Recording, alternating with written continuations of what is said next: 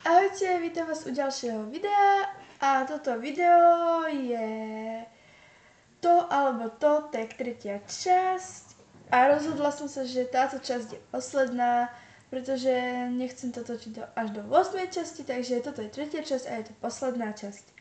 Tak hneď poďme na to, máme tu hneď prvé to, čo je pre mňa ťažké sa rozhodnúť a je to Labrador alebo vlčiak.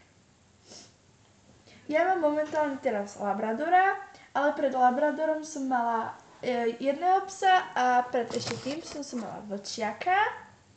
A ten vlčiak bol taký zlatý, ale Labrador, no neviem, ale vyberám si určite Labradora. Kryt na mobil alebo obal na mobil.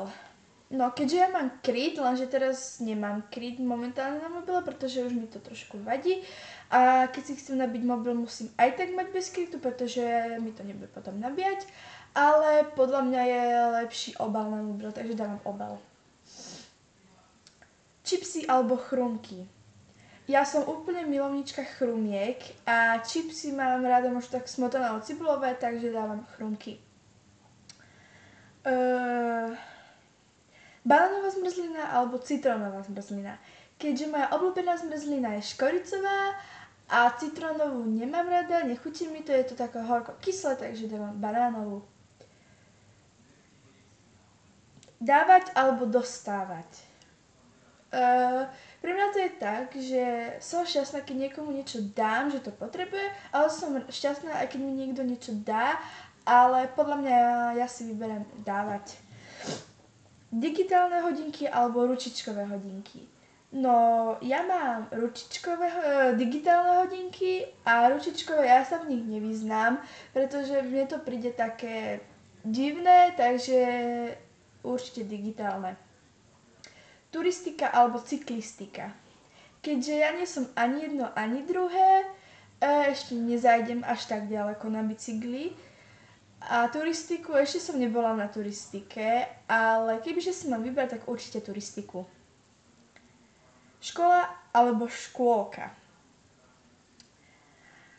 Škola je taká, že už to potrebujeme, že akože už sa tam učíme a škôlka bola taká, že spať, jesť, hrať, spať, jesť, hrať, spať, jesť, hrať, ale vyberám si určite škôlku, pretože na škôlke by bolo najlepšie, že sme mali furt puding, takže škôlka.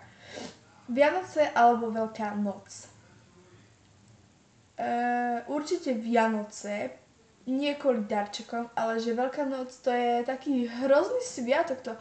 Dievčatá sa majú najhoršie, pretože ich všetci oblievajú, šibu, takže Veľká noc je podľa mňa o ničom. Takže Vianoce. Rozpustené vlasy alebo cop. Toto bolo posledné. Rozpustené vlasy alebo cop. No teraz mám momentálne drdol. Ja vám ho aj ukážem. Čakaj, vidno ho tam?